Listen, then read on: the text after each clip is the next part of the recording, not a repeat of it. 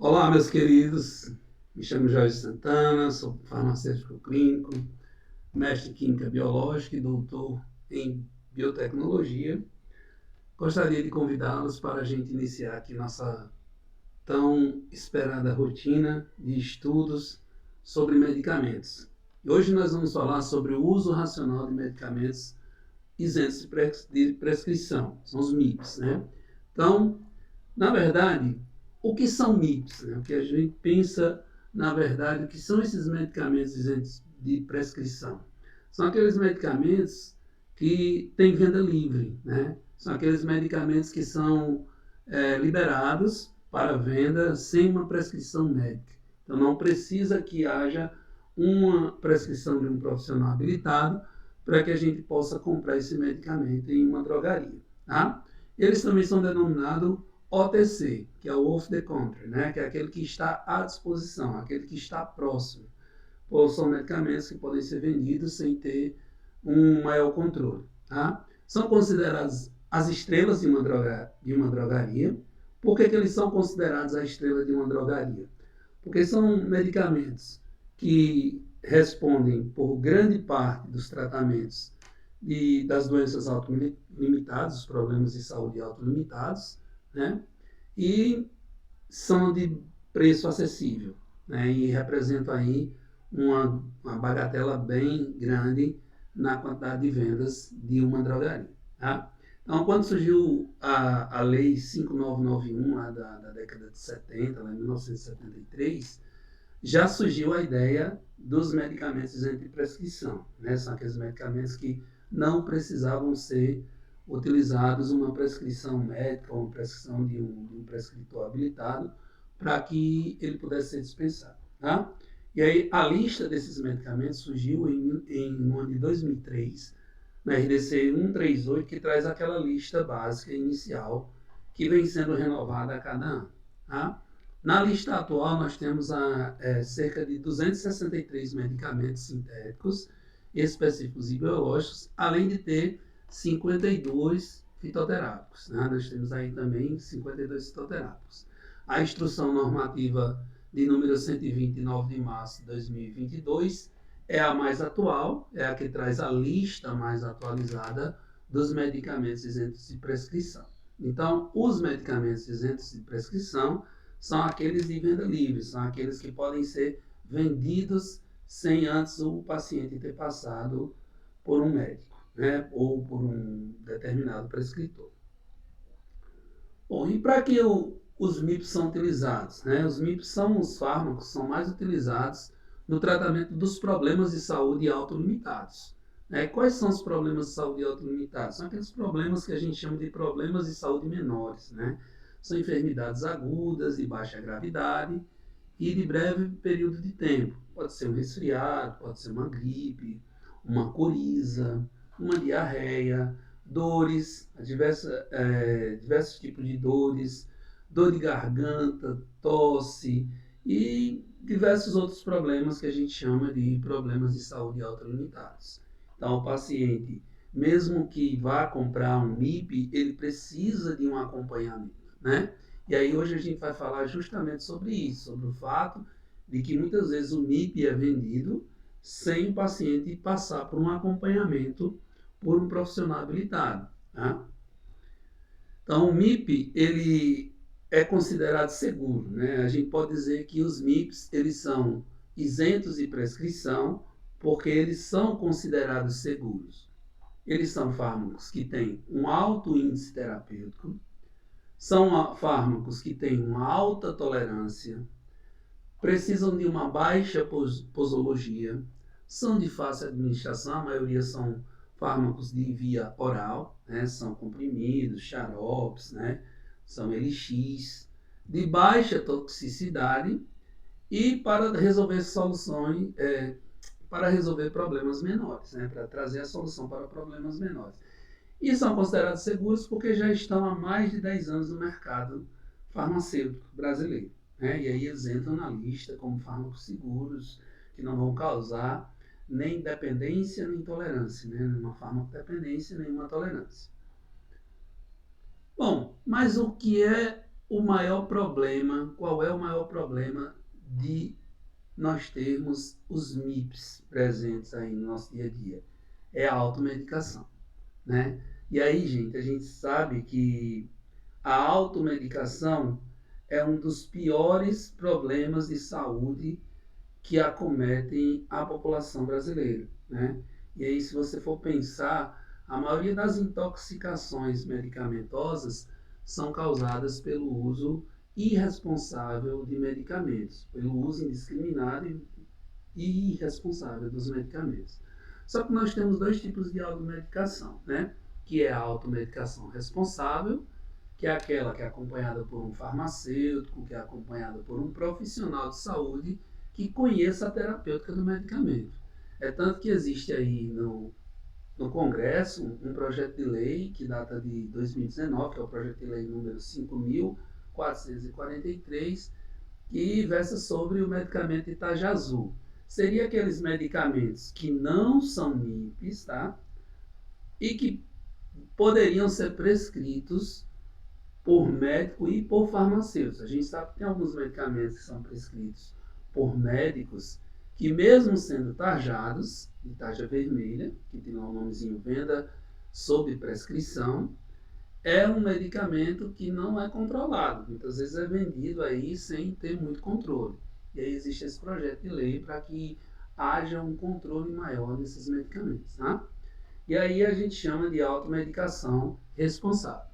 A automedicação irresponsável, né, e essa palavra é bem forte, mas encaixa muito bem nesse tipo de automedicação, que é aquele tipo de automedicação onde o paciente utiliza medicamentos sem pedir orientação de nenhum profissional.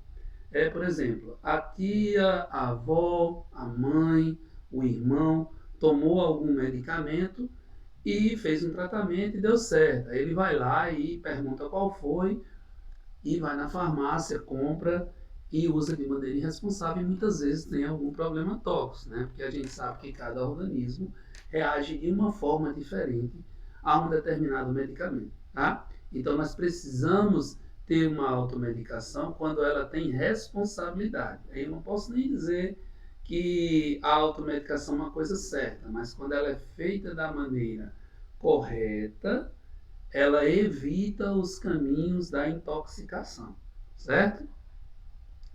Bom, quais são os fatores que estão associados à automedicação pelos MIPs? O primeiro fator aqui no nosso país é um sistema de saúde inadequado, né? Deixa aqui até uma tirinha que diz, mas se você não tem nada, por que está na fila do SUS? É que até eu ser atendido, provavelmente eu fique doente, tá? É engraçado, é hilário, mas é uma realidade de grande parte do nosso país. A gente sabe que o SUS é um sistema de saúde unificado, né, para o nosso país, mas que muitas vezes se deixa ser sucateado, né? Os gestores não tomam muito o pé da situação e acabam deixando a saúde pública ser abandonada, né? Se você for para a Lei 8080 do SUS, você vai ver que é um dos sistemas mais organizados do mundo. A maior prova é que o SUS ele foi responsável aí por vacinar toda a nossa população, né, na época do Covid de uma maneira bem rápida, quando se teve a vontade de fazer. Tá?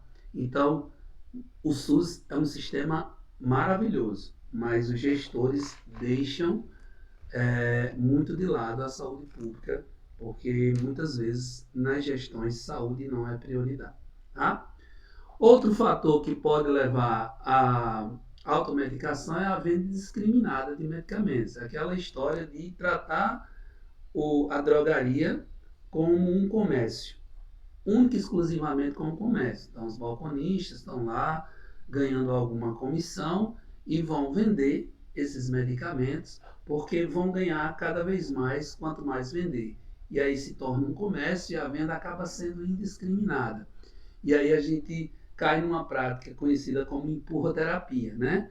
Por exemplo, você vai lá na farmácia comprar apenas uma vitamina C e acaba levando uma sacola cheia de medicamentos que você nem precisa. Tá? Outra coisa que causa o acesso à automedicação é a propaganda ilimitada de medicamentos que hoje tem, principalmente na internet, né? Nas redes sociais, nos meios de comunicação da internet em si. A TV nem tanto, porque hoje a TV ela é controlada. As propagandas da TV elas reduziram bastante, né? Aqueles bordões que a gente conhece, né? Que chama você a usar o medicamento sem precisar de passar no médico, eles estão cada vez menos aparecendo nas TVs, tá? E outra coisa, saúde é caro, né? É muito caro ir ao médico. No nosso país, quando você vai para uma consulta particular no médico, é muito caro. Os planos de saúde cobram muito caro suas mensalidades e muitas vezes a gente só tem que recorrer ao uso de forma errada dos medicamentos. Mas aí quando você quiser fazer uma automedicação, busque um profissional que vá te dar o caminho correto de como usar esse medicamento, tá? E quais são os riscos para a nossa saúde que o uso indiscriminado dos MIPs pode trazer? Gente, aí o risco para a saúde todo medicamento pode ter, porque nós sabemos que medicamentos são compostos químicos e esses compostos químicos aí, eles podem nos levar a ter problemas de saúde, né?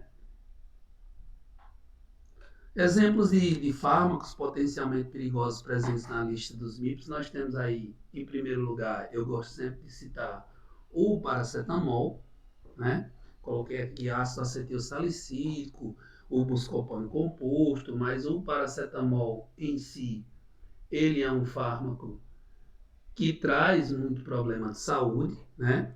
O ibuprofeno, o naproxeno, a Salix alba. Então, nós temos vários fármacos que estão aí como MIPs, que são considerados muito perigosos para a nossa saúde. Tá?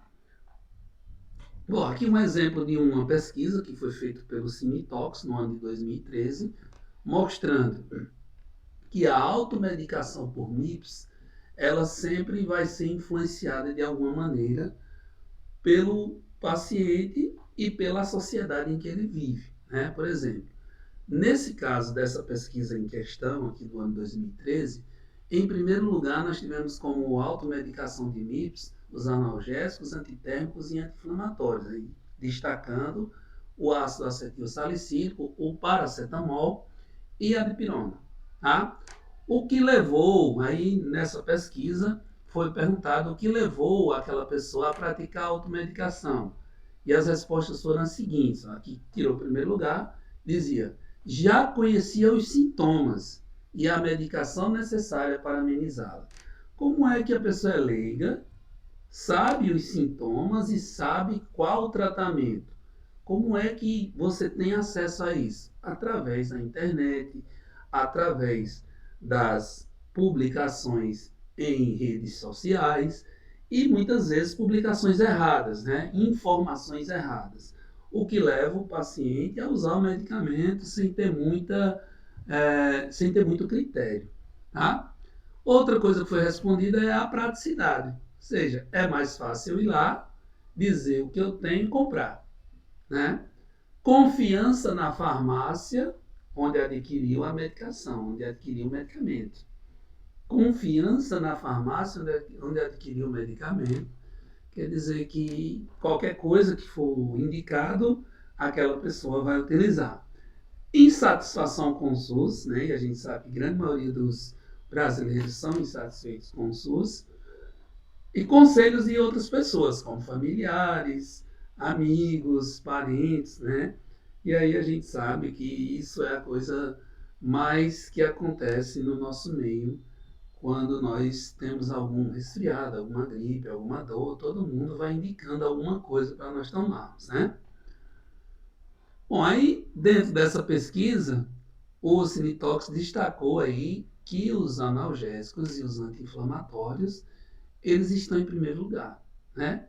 Principalmente quando eles fazem parte dos antigripais, desses fármacos para o tratamento, desses medicamentozinhos para o tratamento de resfriados e de gripes, né?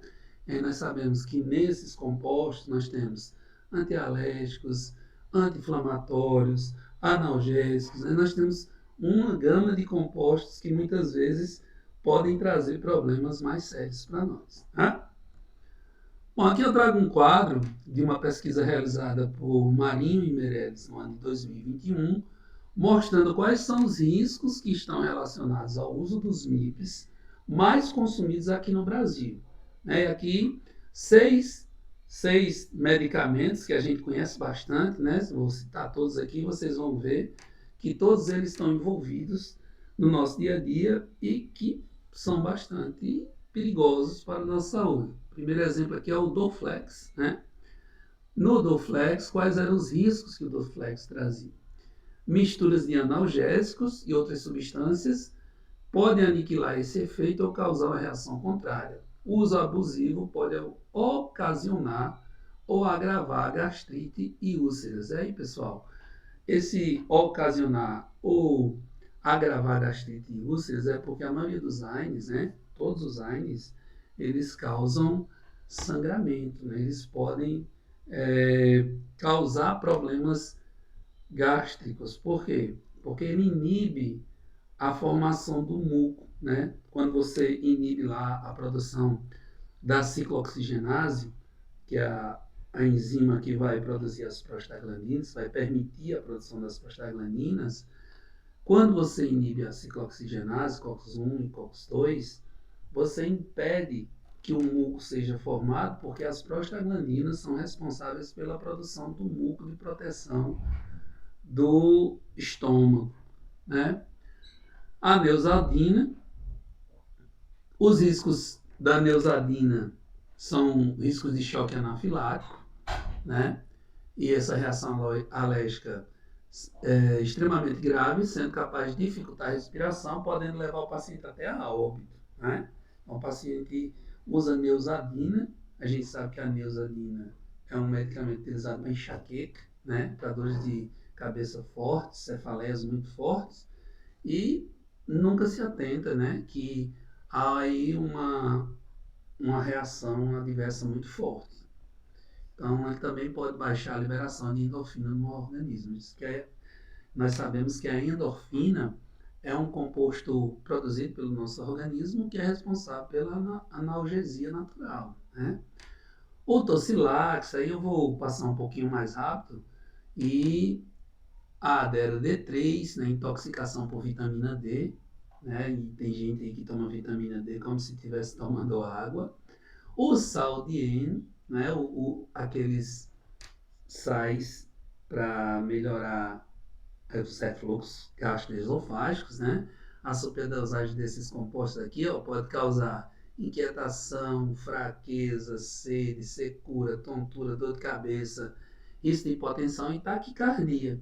Tá? E a dipirona, né? Aí o nome aqui de fantasia que é o Novalgina, o nome de marca, que é o maior estudo sobre os riscos hematológicos de dipirona e outros analgésicos, chamado Estudo de Boston.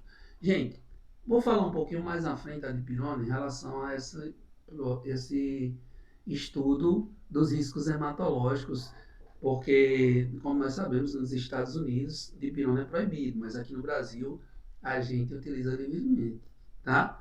Mas por que no Brasil a gente continua utilizando livremente? Já já a gente fala um pouquinho sobre isso. Bom, para iniciar aqui dos mais perigosos, nós temos o paracetamol, né? Pelos MIPs, o paracetamol parece ser um medicamento inofensivo, né? Quando a gente começa a usar medicamentos, você diz, vou usar um paracetamol, vou tomar um paracetamol para baixar a febre, para passar a dor no corpo, principalmente quando nós estamos com dengue, né? Com algumas doenças virais, né? Gripe, dengue e outras doenças aí que acometem o nosso organismo, causando dores, né? E aí a gente usa bastante o paracetamol. Mas o paracetamol, ele é um perigo para o nosso fígado, né? Um estudo publicado aí na revista britânica de farmacologia clínica, em 2016, mostrou que 663 pacientes hospitalizados com lesões graves no fígado, 75% desses pacientes hospitalizados tinham feito a ingestão incorreta de paracetamol. Tá? Então, como seria essa ingestão incorreta de paracetamol? O paracetamol tem uma dose máxima recomendada ao dia de 4.000 miligramas, né? Seria aí o equivalente a 6, eu acho que menos que 6 comprimidos, porque se você pegar um comprimido de paracetamol que a gente tem no Brasil, é 750 miligramas, né? Se você pegar 2 já dá 1,5, você pega 6 já vai para 4.500, né? Então eu vou ter 4.500 miligramas já ultrapassando a dose recomendada. E a dose hepatotóxica, ela é atingida com 6.000 miligramas. Você fazendo uma conta rápida aí, ó, 2 é 1.500, aí 4, 3.000, 8 comprimidos já chega na dose hepatotóxica.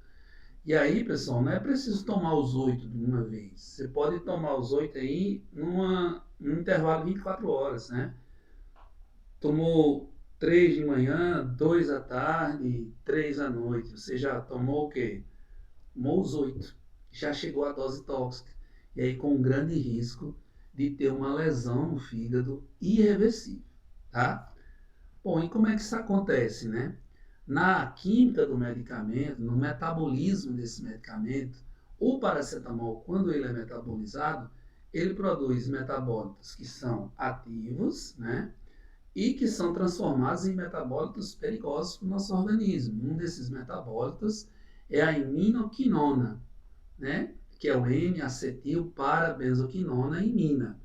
A iminoquinona, pessoal, que é essa molequinha aqui, ó, ela se transforma no glutátium paracetamol e esse glutátium aí, ele atua nos hepatócitos, que são as células do fígado, e acabam matando as células hepáticas, causando uma fibrose no fígado.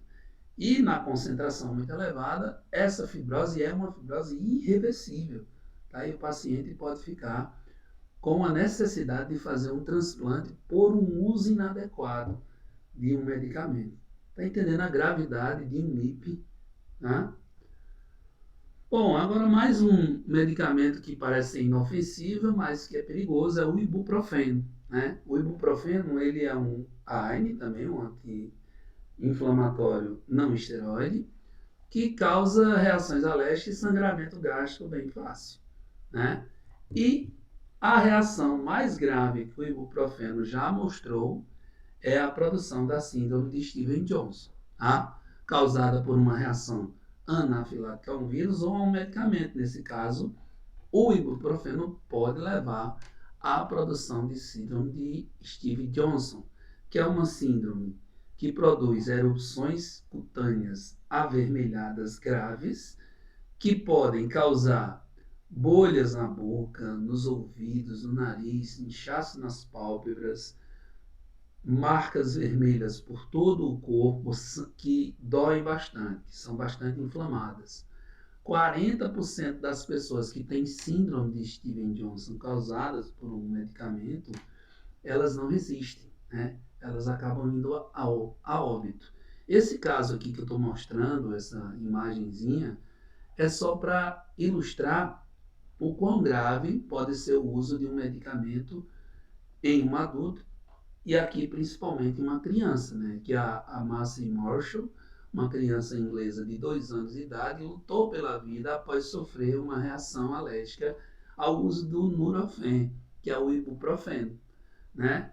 É uma situação que é rara, né? Uma em cada 100 milhões de embalagens vendidas podem apresentar esse problema, mas que é uma porcentagem já, tá ok? Bom, e aí aquela polêmica da dipirona, né? Por que tanta polêmica sobre o uso da dipirona?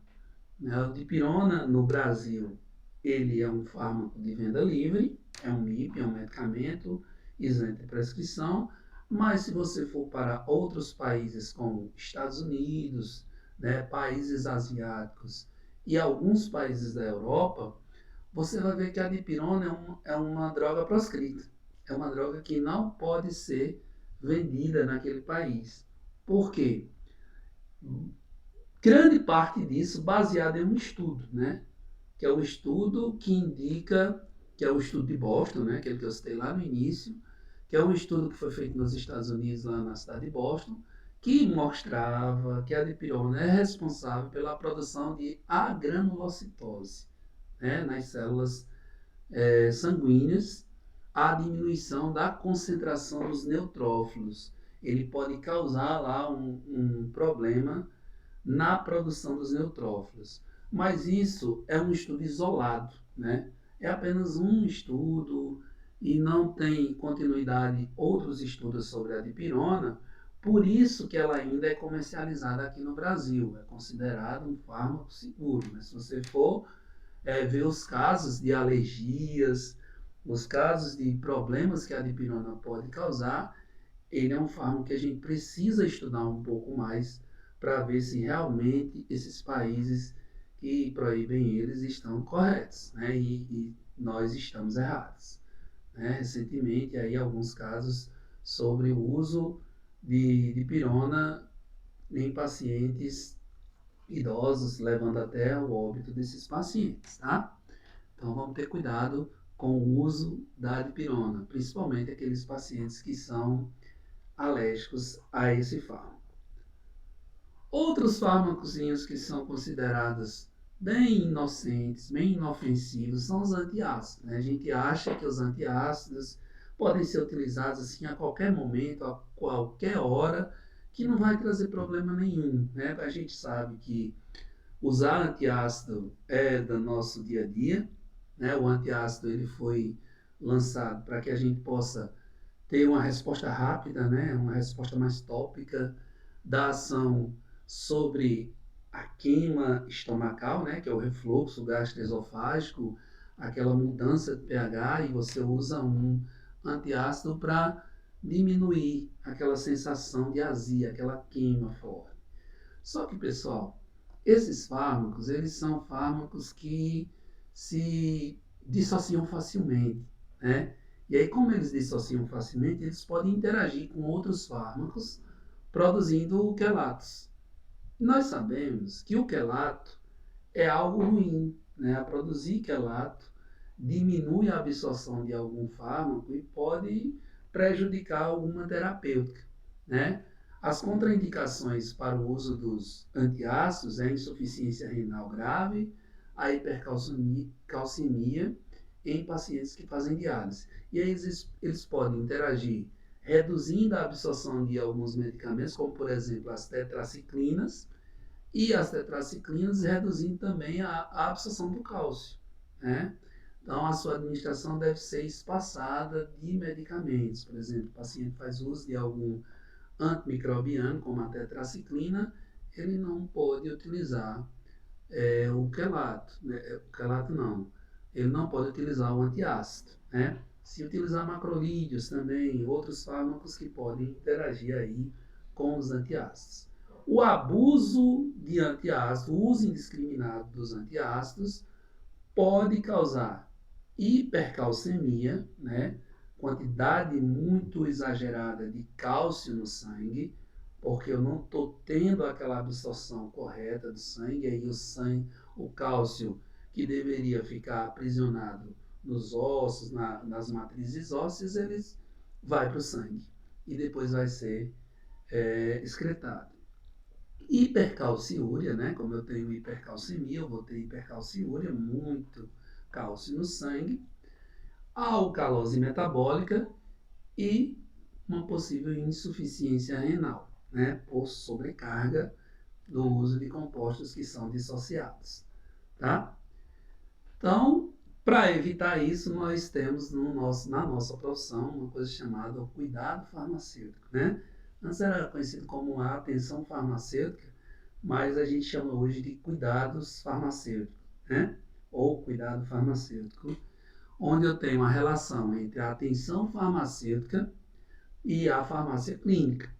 Né? A atenção farmacêutica, de acordo com Hepler e Strand, lá em 1999, no seu livro eles disseram que é a provisão responsável do tratamento farmacológico com o propósito de alcançar resultados concretos que melhorem a qualidade de vida dos pacientes. Então, é você ter a atenção devida, focando principalmente no medicamento, né? Não só no seu paciente. Já a farmácia clínica é a área voltada à ciência e prática do uso racional de medicamentos, no qual os farmacêuticos prestam cuidado ao paciente de forma a otimizar a farmacoterapia, promover saúde, bem-estar e prevenir doenças. Então, é um conjunto maior, né, a farmácia clínica. E aí, dentro da farmácia clínica, do escopo da farmácia clínica, nós temos alguns fatores que devem ser levados em consideração. Um deles é a educação em saúde, né? O farmacêutico, ele precisa, a todo momento, realizar cursos com as equipes, principalmente em hospitais, para mostrar a importância do uso racional dos medicamentos, a importância de conhecer os manuais de diluição de medicamentos, quais são as interações que os medicamentos podem trazer, né? Realizar a dispensação do medicamento, ou seja, mostrar ao paciente como o medicamento deve ser utilizado, a maneira correta, qual o veículo a utilizar quando você for tomar o medicamento, né? E todas aquelas características de anamnese farmacêutica que nós devemos fazer com o paciente que faz uso de medicamentos há um tempo. A análise da farmacoterapêutica é você analisar uma prescrição médica, uma prescrição de um outro prescritor, onde eu possa observar se aquela prescrição não está trazendo algum problema relacionado aos medicamentos, que a gente chama de PRMs, né, que pode estar relacionado com doses, pode estar relacionado com interações, com efeitos adversos do próprio medicamento.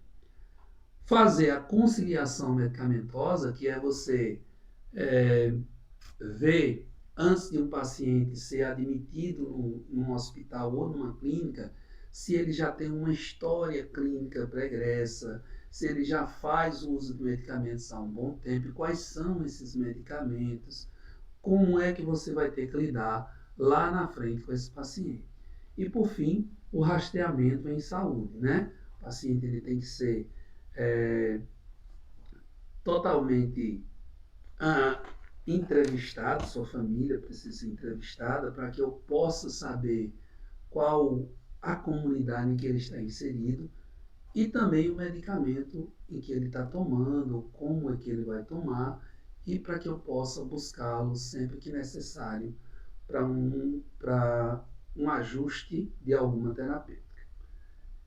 Conclusão, né? Concluindo aqui a nossa primeira conversa, né? Nós chegamos à conclusão de que os MIPs são fármacos que são considerados seguros, mas quando utilizados de forma racional. Por eles serem de fácil acesso, né, eles trazem uma maior possibilidade de reações adversas, efeitos colaterais, interações medicamentosas e também de toxicidade, né, pelo mau uso do medicamento. Logo, a importância da atenção farmacêutica, da dispensação farmacêutica na automedicação dos MIPs. Seria a automedicação responsável. E para isso nós temos a orientação farmacêutica no ato da dispensação. Portanto, sempre que for usar medicamentos, seja ele de venda livre ou não, buscar a orientação do profissional de saúde mais adequado, que é o farmacêutico, para que ele possa te dar todas as dicas de como tomar o medicamento e evitar algum problema mais grave de saúde, tá? Então, basicamente, pessoal, era isso que a gente tinha para falar sobre o uso racional de MIPs. Deixo aqui uma frase de Charles Darwin que diz: a ignorância gera mais confiança do que o conhecimento, São os que sabem pouco e não os que sabem muito, que afirmam positivamente que esse ou aquele problema nunca pode ser resolvido pela ciência. Agradeço aí a atenção de todos. Deixo aqui os meus contatos, minhas redes sociais. Peço que vocês deem um like e que sigam minhas redes sociais, que teremos semanalmente dicas como essa para que vocês possam tirar todas as dúvidas sobre medicamentos. Um abraço e até a próxima.